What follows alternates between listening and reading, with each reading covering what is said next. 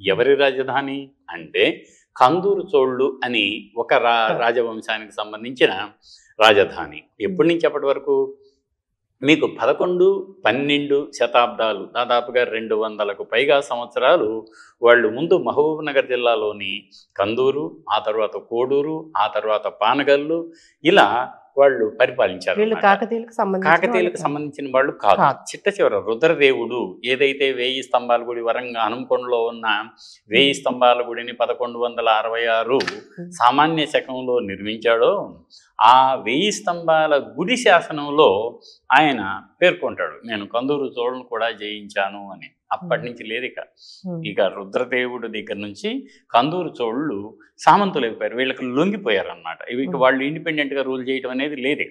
కొద్దిగా పక్కన ఇంకా కొంత 1175 వరకు, ఆ తర్వాత కూడా కొద్దిగా రూల్ చేశారు. కానీ ఆ భూభాగం అంతా కూడా కాకతీయులకి అయింది. అంతకుముందు వాళ్ళు స్వతంత్ర సామంతులు అంటారు. అంటే ఏమిటి, పెద్దవారు ఉంటారు అక్కడ, కళ్యాణి చాళుక్యులేమో చక్రవర్తులు, కానీ వీరు ఈ స్థానిక పాలకులు స్వతంత్రతతో పరిపాలించేటువంటి వారు. వీళ్ళు ఏం చేశారు, పానగల్లో అనేక చోట్ల, చాలా చోట్ల ఇచ్చారు. బిఎన్ శాస్త్రి గారు కందూరు చోళుల చరిత్ర శాసనాలు అని ఒక అద్భుతమైన పుస్తకాన్ని తీసుకొచ్చారు ఆయన. అలాగే మీకు ఒక జి సత్యనారాయణ గారు అని, ఆయన S V university Sri Venkateswara college అని ఉంది అక్కడ, ఆర్ట్స్ కాలేజ్ అంటారు తిరుపతిలో.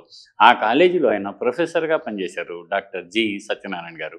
ఆయన the art and architecture of the Cholas of Kanduru అని ఒక మంచి పుస్తకం రాశారు.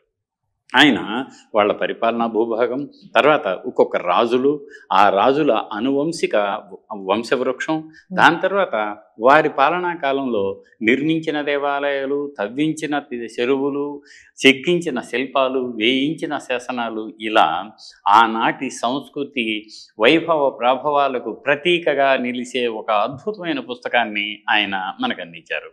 దాంతోపాటు ఇంకా ఎం రాధాకృష్ణ శర్మ గారు అని, ఆయన టెంపుల్స్ ఆఫ్ తెలంగాణ అనే ఒక పుస్తకం 1972లో రాశారు. ఆయన కూడా కందూరు చోళుల గురించి ప్రస్తావిస్తూ ఈ పాన్గల్ దేవాలయాల గురించి విడిగా రాశారు.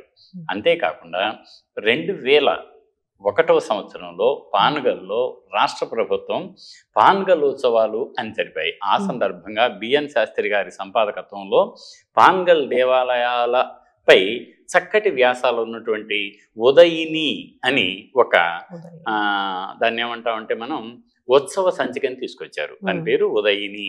ఎందుకు పెట్టారు ఉదయిని అంటే, పాన్గల్లులో ఉదయ సముద్రం ఉంది. ఏమిటా ఉదయ సముద్రం? ఉదయనుడు అనే, 2వ ఉదయనుడు అనే కందూరి చోళ రాజు ఆ ఊర్లో దాన్ని రాజధానిగా చేసుకొని అక్కడి నుంచే పరిపాలించాడు. తాను ఒక చెరువును తవ్వాడు. ఆ చెరువు మామూలు చెరువు కాదు, సువిశాలంగా ఉంది.